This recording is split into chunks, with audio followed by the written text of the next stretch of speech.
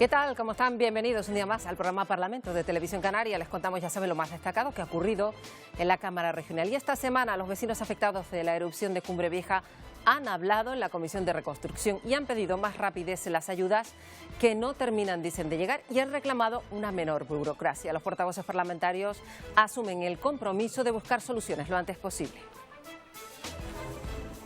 Cruz Roja atendió a 168.000 personas aquí en Canarias el año pasado, una cifra inferior a la de 2020. El perfil mayoritario de los atendidos, una mujer joven de entre 35 y 40 años, con niños a su cargo. Lo ha confirmado el presidente de Cruz Roja en Canarias, Antonio Rico, en un encuentro con el presidente del Parlamento de Canarias, Gustavo Matos. Y este libro, elaborado de forma colectiva, quiere dar a conocer mejor el Estatuto de Autonomía de Canarias. Según Gustavo Matos, su presentación en el propio Parlamento adquiere un significado especial, justo en el año en el que nuestro autogobierno cumple 40 años. Y la próxima semana se celebra el debate parlamentario más importante cada año. El presidente hace balance de su acción de gobierno en el debate del Estado de la Nacionalidad Canaria. También vamos a escuchar a los grupos políticos. Un debate, el segundo de la legislatura, en el que los diputados podrán sí ocupar los escaños de la Cámara sin restricciones de aforo. Y nuestra invitada en la entrevista es la diputada Virina Espino, portavoz del Grupo Mixto. Con ella hemos hablado precisamente de lo que será el debate de la nacionalidad de la semana que viene y de otros asuntos de actualidad.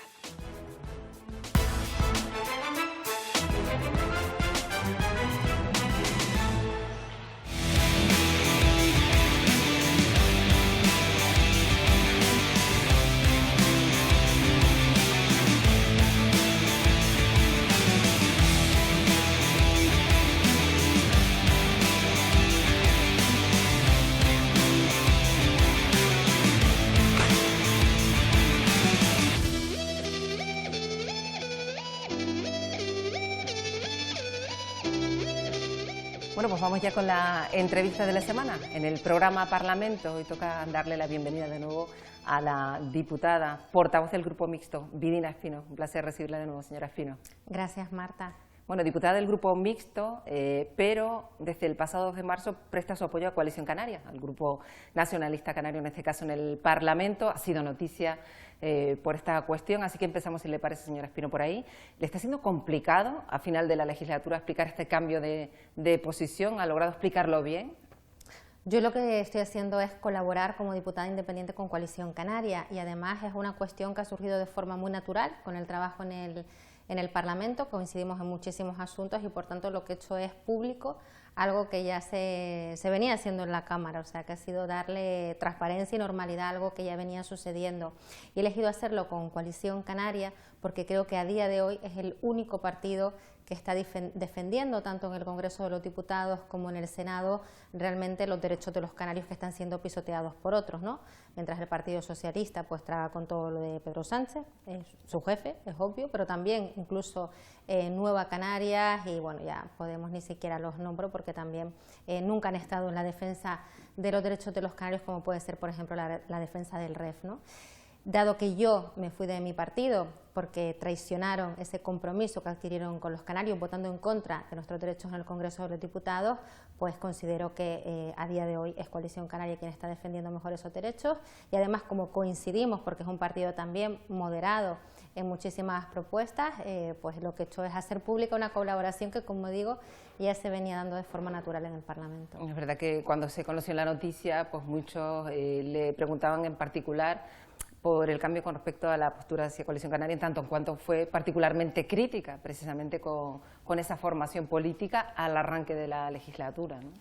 Sí, yo fui crítica, sobre todo en la campaña electoral, como es público y notorio, porque yo lo que traía era un mensaje de regeneración política y sigo defendiendo lo mismo. Yo no creo que sea bueno para ningún partido político estar 25 años en el gobierno, ya sea Coalición Canaria, el PSOE, el Partido Popular. Yo creo que la alternancia política que es buena, y creo además que ayuda, y en este caso yo creo que se ha visto con Coalición Canaria a repensarse, reorganizarse, regenerarse en muchos aspectos, abrirse a la sociedad como está haciendo ahora. Por ejemplo, pues han recibido de muy buen grado el que yo quiera colaborar con ellos, una persona que fui crítica en el pasado.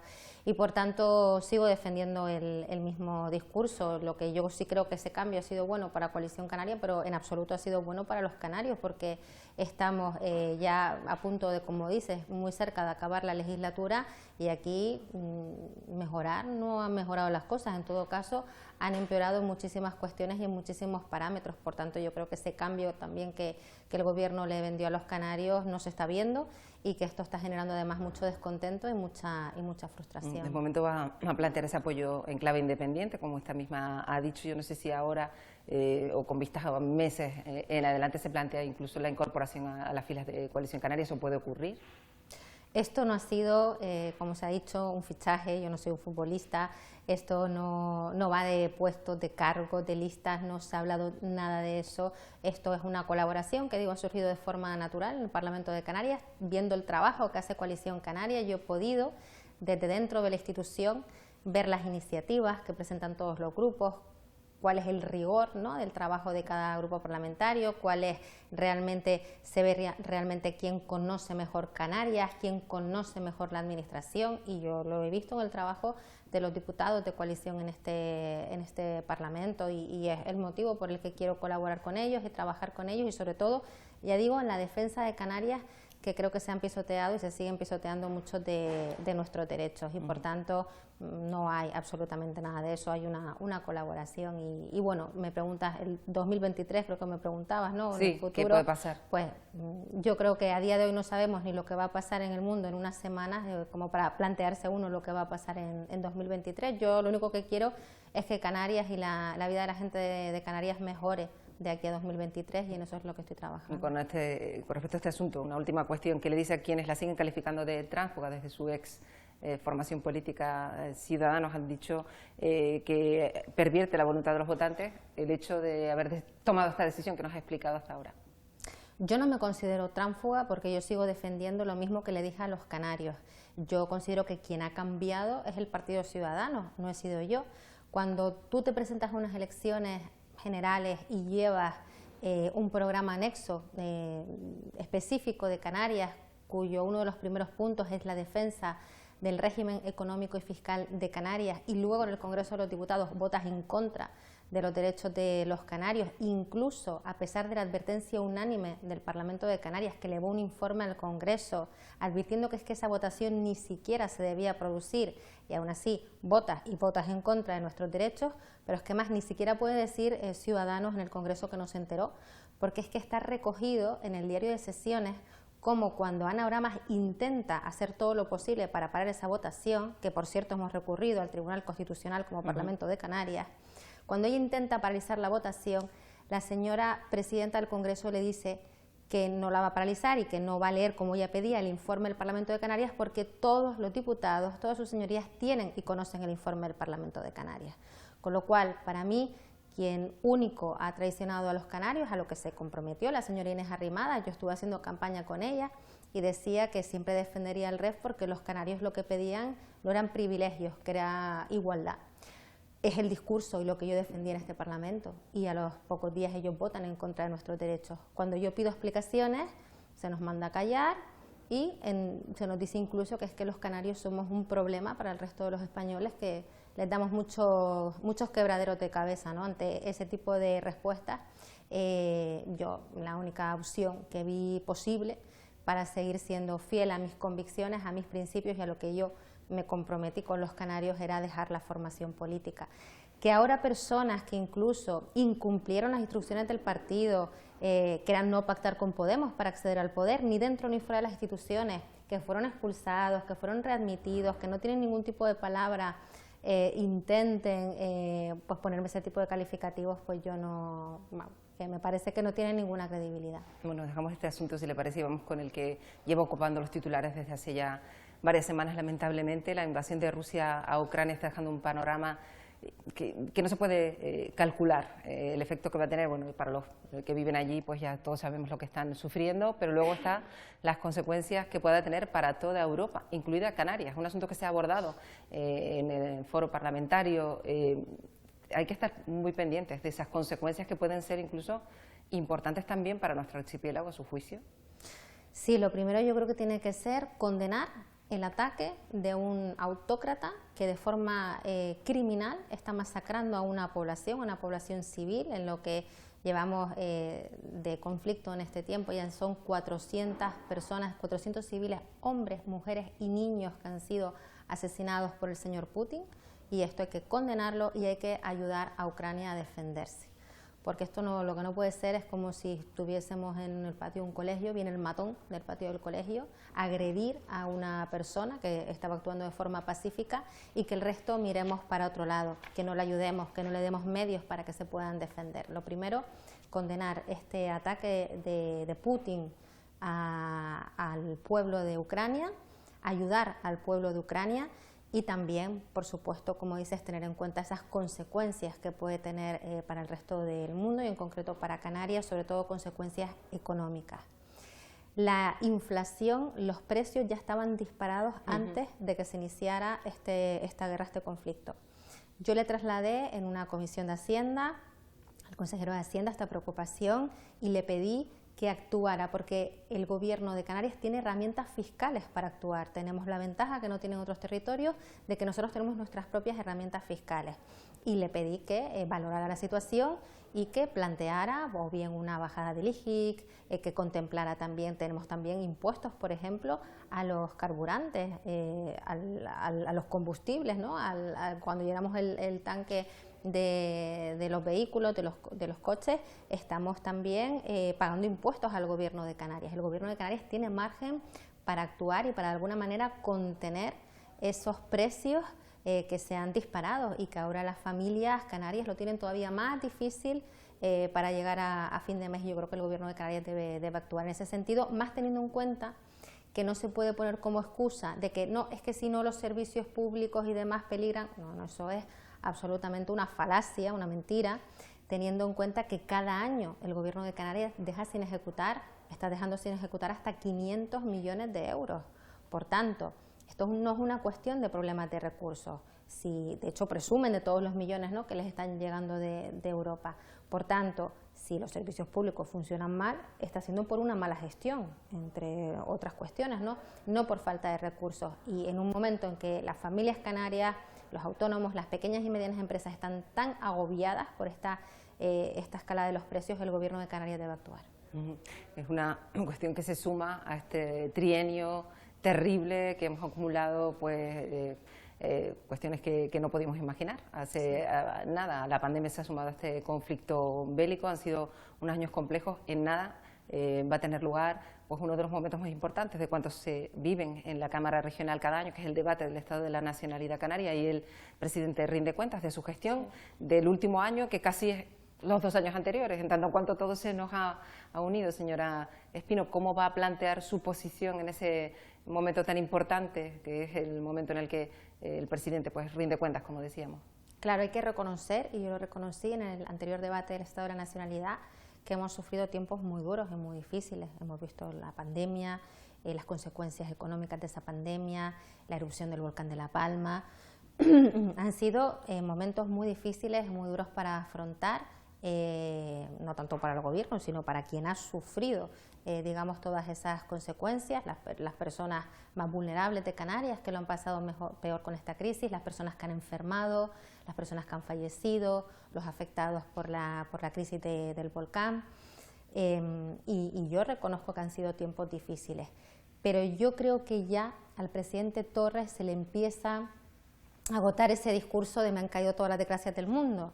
Es decir, usted es el presidente de los canarios, tiene que liderar las soluciones que necesitan los canarios, y ya creo que el discurso, tanto el de la herencia recibida, ¿no?, de todo lo que veníamos de antes, cómo es que me han caído todas las desgracias, ese discurso ya no es creíble, y ya los canarios necesitan otro tipo de respuestas, necesitan que el presidente dé soluciones, porque es con lo que nos ha tocado lidiar. Pues yo hubiese preferido también otra legislatura en el que poder trabajar en otras cuestiones que eran el impulso que me traían también a este Parlamento, el mejorar la educación. A mí el tema de la infancia me preocupa mucho y no he dejado de trabajar en esos asuntos, ¿no? Pero también hemos tenido que trabajar en otras cosas que no esperábamos. Entonces, Yo creo que ya va siendo hora de que el gobierno y el presidente, sobre todo, deje ese discurso de bueno, que le han caído todas las desgracias del mundo y realmente, pues, bueno, es lo que nos ha tocado vivir y tenemos que sacar Canarias adelante. Y yo lo que le exijo es trabajo, porque si no, insisto, ese cambio que esperábamos ver los canarios no lo hemos visto y estamos absolutamente decepcionados. Eso será en el debate en el que escucharemos pues, de la posición del grupo mixto junto al resto de grupos políticos en la Cámara. Por cierto, que habrá otro momento importante que tiene que ver con la Ley de Renta de la Ciudadanía, que el Gobierno ha definido como una de las leyes más importantes de cuántas se van a aprobar en la legislatura, que viene a sustituir al actual PSI. Ustedes se han mostrado críticos en cuanto a la posibilidad de que esto sea una realidad tal cual la dibuja el Gobierno. Bueno, pues una decepción absoluta también con esta ley, no es lo que se nos prometió ni lo que se nos dijo que iba a ser. Bueno, la ley ya se pintó en el presupuesto del primer año, o sea, yo recuerdo que en el presupuesto, el primero que presentó el Gobierno, que era el 2020, ya venía una partida para la ley para la renta ciudadana. Fue pasando el tiempo, luego vino la crisis y se dijo, bueno, no tenemos la ley de rentas ciudadanas, pero todo lo va a solucionar el ingreso mínimo vital. Lo que vimos que pasó con el ingreso mínimo vital, que en el caso de Canarias se rechazaron pues 8 de cada 10 solicitudes. Entonces se vuelve, no, bueno, pues no pasa nada porque ahora vamos a la renta ciudadana. Y vamos esperando la ley de renta ciudadana en el Parlamento de Canarias, pues creo que un año, porque se prometió que era en octubre del año pasado cuando iba a entrar en esta Cámara, ¿no? Y ahora llega, y cuando lleva tanto tiempo ya esperando por la ley que llega, pero uno espera que la ley realmente venga a cambiar las cosas y a mejorar, ¿no? Y que realmente ese ingreso mínimo para las familias que no tienen nada, pues realmente vaya a llegar a esas familias. Y lo que vemos es que es lo mismo que hay, la PSI, un poquito retocada. Es más, sin mayor dotación presupuestaria ni nada por el estilo, o sea, una partida mínima, o sea, es que es lo que ya hay, no es realmente en lo que se prometió o lo que dice el Estatuto de Autonomía que tiene que ser la Ley de Renta Ciudadana. Esperamos durante el trámite parlamentario que se inicia ahora poder realmente conseguir algo más ambicioso. Eso le iba a preguntar, si a lo largo de ese trámite espera que haya algún cambio. Esperamos que sí, realmente sea una ley más ambiciosa, porque lo que se ha presentado es lo que ya hay prácticamente.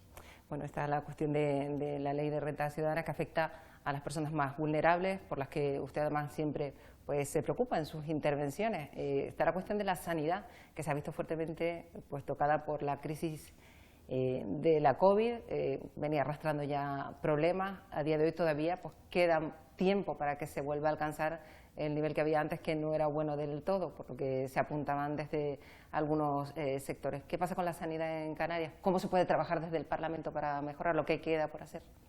Pues en el caso de la sanidad, como dice, ya arrastramos un problema, una sanidad pues con muchas dificultades, muchas carencias, el tema de ser islas, ¿no?, que hace que tengamos que tener recursos en todas las islas para dar a todos los ciudadanos el mismo tratamiento, hace que nuestra sanidad sea mucho más cara de la que puede ser en otros lugares de España, ¿no? Tiene un sobrecoste, y ese sobrecoste nunca se ha reconocido a nivel financiación autonómica, ¿no? Y ahora que se va a abrir otra vez el debate de la financiación autonómica, de lo que tiene que ver con la sanidad y la educación, es importante que el coste de insularidad esté presente y que se valore lo suficiente, lo que realmente cuesta tener hospitales en las 7 islas, ¿no? Y yo creo que esto es importante que lo luchemos desde el Parlamento de Canarias y sobre todo a nivel nacional. Y la sanidad, los médicos, los sanitarios están agotados y además han visto que se han tomado medidas en estas últimas semanas, en estos últimos meses, para afrontar ya esta sexta ola en la que no ha habido diálogo con ellos, ¿no? Y es de lo que ellos también se quejan, y yo creo que tiene que haber un mejor trato y un acercamiento y escuchar a quien realmente está ahí en primera línea atendiendo.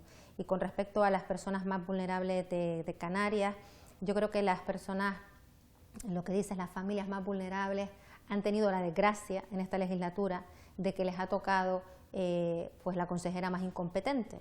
Y entonces eso lo que ha hecho es que no se les ha dado solución precisamente a quien más lo necesitaba, ¿no? A que le llegaran esas ayudas, a que los bancos de alimentos tuvieran los recursos para poder atender a las familias.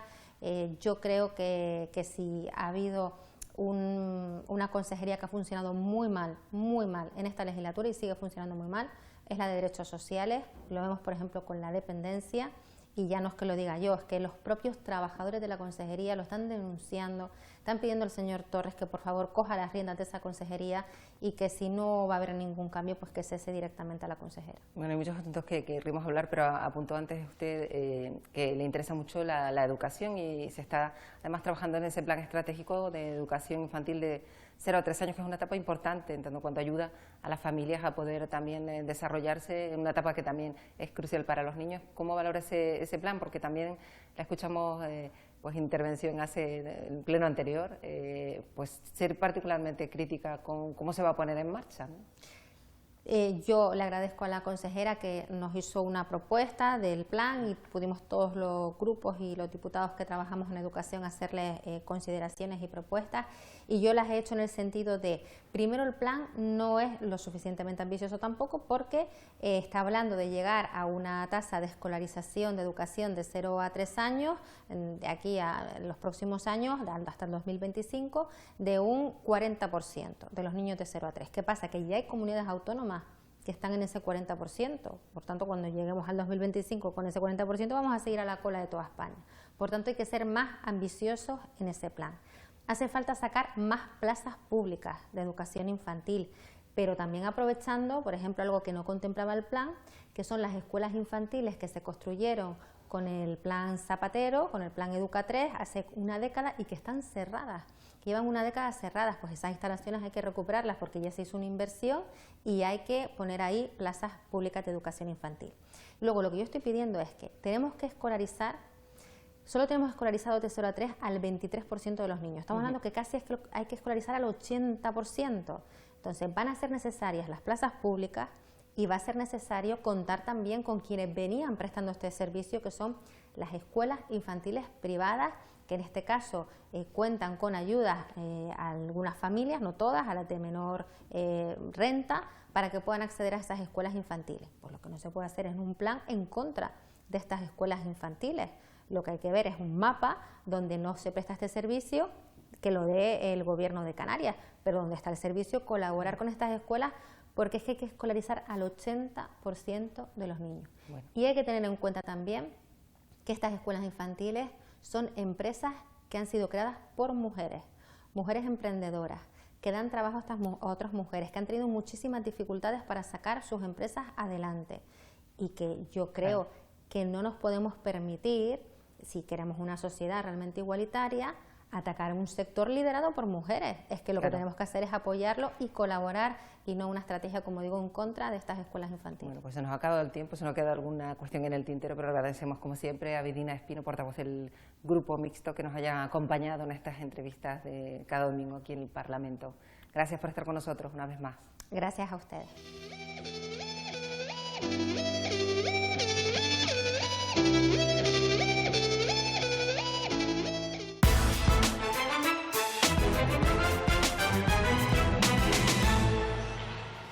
Los vecinos afectados por la emergencia volcánica de La Palma han comparecido en el Parlamento, y entre las demandas que plantearon está la de ser parte activa en la reconstrucción de las zonas afectadas.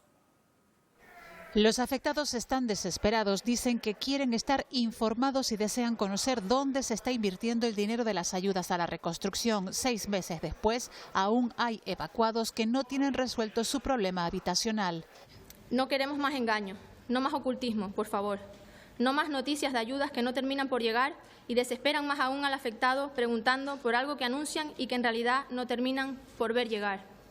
Urgente la recuperación de las carreteras, urgente también poner a disposición de los damnificados suelo para poder construir. Que se valore la posibilidad de rellenar sobre la lava en vez de profundizar en ella, por la problemática de las altas temperaturas. Queda claro que ustedes no han recibido, o así lo ha manifestado usted, toda la información.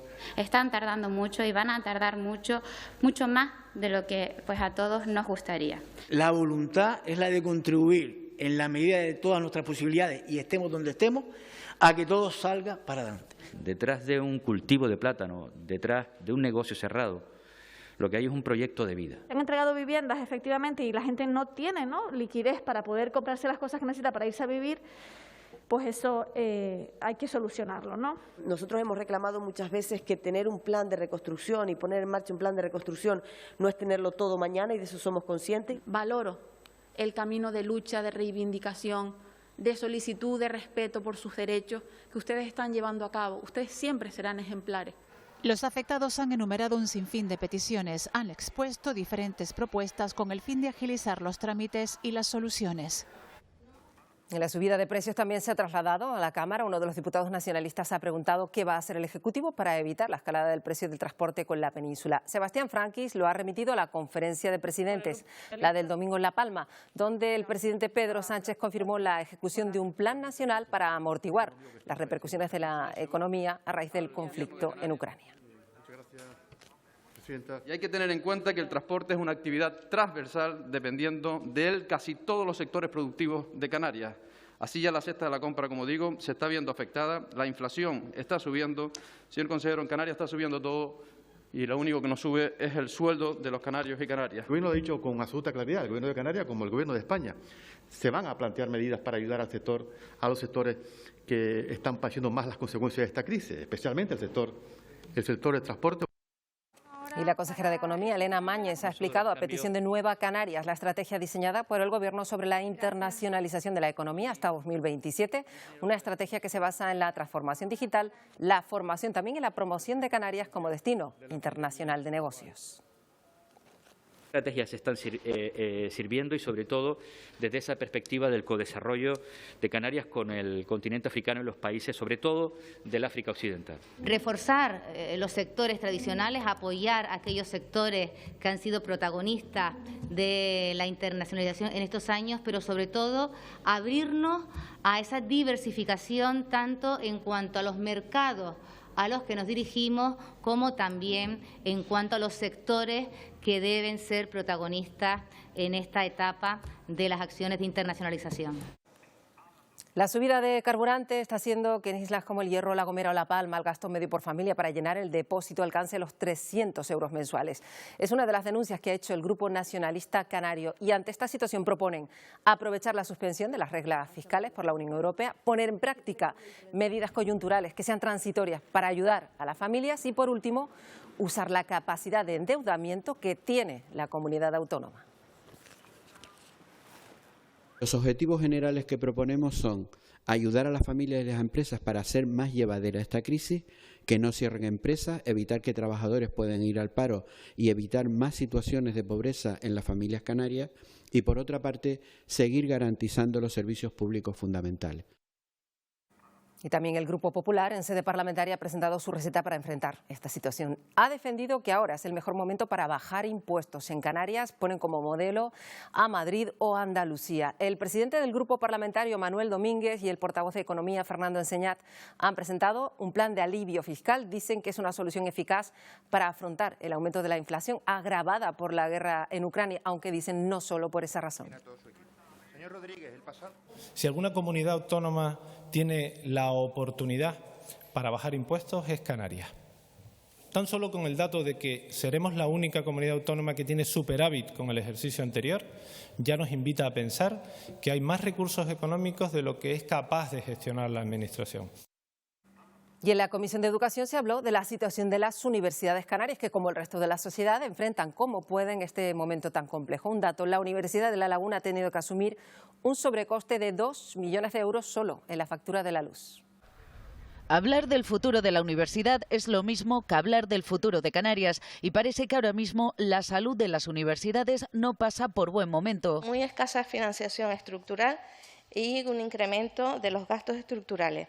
Para ser francos, nuestros investigadores pasan a ser contratados cada 6 meses. Es decir, que mientras aumentan los gastos, baja la financiación. Entre 2018 y 2022, las universidades han perdido 52 millones de euros y, lógicamente, no escapan al incremento del precio de la luz. Para que se hagan una idea, hace 2 años un día de luz en la universidad era de 4.000 euros, ahora de 12.000. El gasto energético previsto para este año es de 4.100.000 euros. Y que el gasto energético presupuestado era de 2.200.000 euros. Estamos hablando de pagar el agua, la luz, seguridad, que no somos capaces de abordar.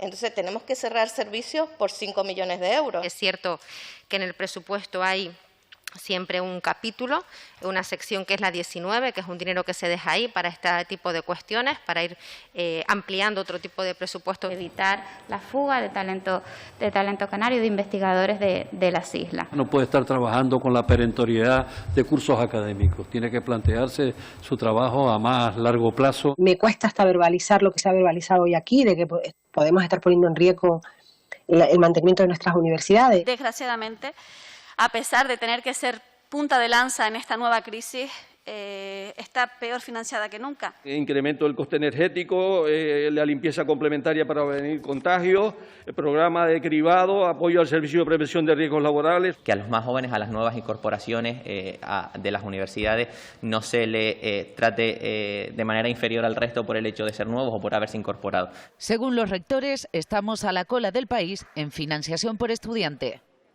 Y los problemas se acumulan para el sector primario en las islas. La consejera Alicia Van Ostende explicó las medidas que se estudian para mejorar la situación y además insistió en que el plan forrajero para el sector ganadero es ahora más necesario que nunca por el incremento de precios. De hecho, la próxima semana, ha dicho, se va a repartir 1.300.000 euros a los cabildos para que Canarias no dependa tanto del forraje que llega de fuera.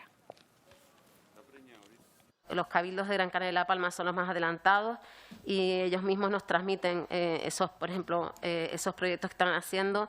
En Gran Canaria los van a apostar más por los estudios de variedades tradicionales, también prospección de forrajes autóctonos nuevos, compra de maquinarias. En La Palma están apostando por la producción de plantas, especialmente de tagasaste. Y ya saben, al principio de esta semana se cumplieron 2 años desde que se decretó el confinamiento por la pandemia del coronavirus. El 14 de marzo de 2020 marcó una etapa que vamos a tardar en olvidar. Así que hoy, en Canarias Opina, les preguntamos sobre este asunto.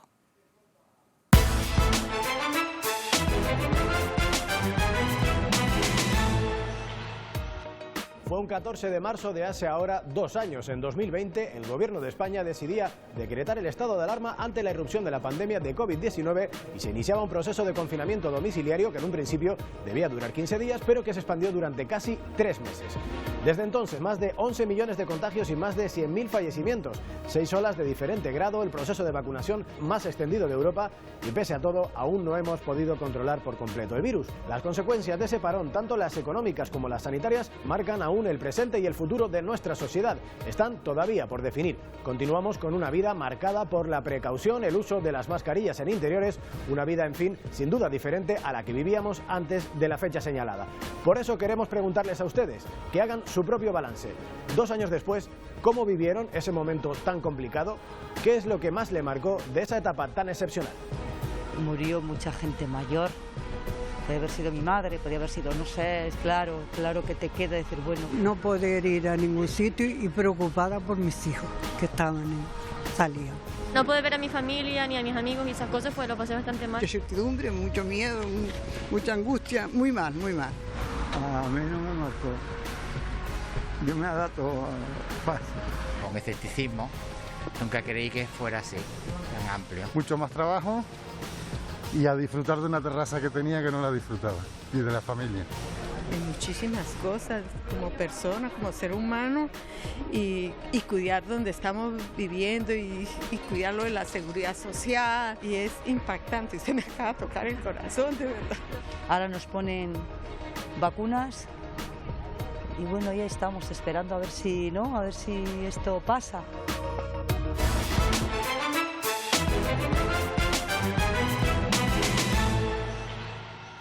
La próxima semana se celebra el debate del Estado de la Nacionalidad Canaria. Será los días 22, 23 y 24 de marzo. La primera vez en lo que vamos de legislatura que el debate se celebra pues más o menos como se venía haciendo antes de la pandemia. El 14 de marzo del año 2020 quedaba cancelada toda actividad por el confinamiento general de España por la pandemia. Pese a que el debate del Estado de la Nacionalidad Canaria tuvo que suspenderse de forma inmediata, la Cámara encontró en tiempo récord la manera de continuar trabajando en el día a día. El Parlamento ultima los detalles para el pleno que se celebrará mañana. 2 meses después, el 14 de mayo, entraba en vigor la modificación reglamentaria que permitía el trabajo diario de los grupos parlamentarios de forma telemática y sin interrupciones, lo que convertía al Parlamento de Canarias en pionero en España en este sentido y en uno de los más avanzados de Europa. Así, 24 horas más tarde, se pudo celebrar el primer pleno ordinario durante el confinamiento, en el que los grupos guardaron un minuto de silencio por los, hasta ese momento, 151 fallecidos en Canarias por la pandemia. Se estableció la posibilidad de intervenir y votar de manera presencial y telemática con todas las garantías y legalidad. El uso de mascarillas en interiores solo era una recomendación y no una obligación en esa fecha. En 2021 el debate de la nacionalidad pudo volver a celebrarse, eso sí, con un formato mixto. La mesa del Parlamento acordó habilitar la presencia telemática de los diputados y diputadas, recomendando la asistencia presencial en el hemiciclo únicamente de portavoces, presidentes y parlamentarios con intervención.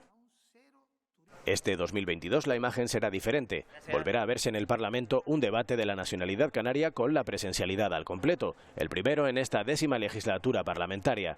Se repetirá por fin la imagen del pleno del pasado 8 de marzo, el primero también desde el confinamiento, en el que sus señorías podían ocupar sus escaños sin más restricciones que el uso de la mascarilla. Todos los días, para garantizar. Cruz Roja en Canarias presentó en el Parlamento su memoria de actividades de 2021. El año pasado atendieron a 168.000 personas y esto es un descenso de un 36% con respecto a 2020, el año en el que precisamente la pandemia obligó a aumentar sus prestaciones. El perfil de la mayoría de los que acuden a sus servicios sigue estando feminizado y ostenta cargas familiares. En el 2020 llegamos a atender a 250.000 personas con motivo de la crisis social tan impactante que se produjo. En el 2021, afortunadamente, el inicio de la actividad económica en las islas, aunque no haya sido todo lo importante que todos desearíamos, pero ha disminuido el número de personas, el perfil de una mujer de mediana edad, de unos 35 o 40 años, con un menor a su cargo. Y coincidiendo con el 40 aniversario del Parlamento de Canarias, se ha presentado allí un libro elaborado además de forma colectiva por profesionales del sector público. Un trabajo que da a conocer mejor el Estatuto de Autonomía de Canarias. Imaginar, pensar cómo queremos que sea Canarias en los próximos 40 años. Y por eso la relevancia y la importancia de esta obra, de la presentación aquí en el Parlamento de Canarias. Este documento ha sido y va a ser fundamental, porque recoge muchas cosas que se consiguieron cuando se pensaba que era casi imposible renovar el Estatuto de Autonomía. Pues un libro que aborda las cuestiones técnicas, jurídicas y económicas del Estatuto de Autonomía. La publicación, pues su objetivo, divulgar la normativa entre la ciudadanía y reflexionar sobre su desarrollo. Pues con este asunto despedimos por esta semana. Eso sí, recuerden que esta Casa Televisión Canaria transmitirá en directo el debate del Estado de la Nacionalidad Canaria. Nosotros aquí en Parlamento les esperamos en 7 días. Adiós.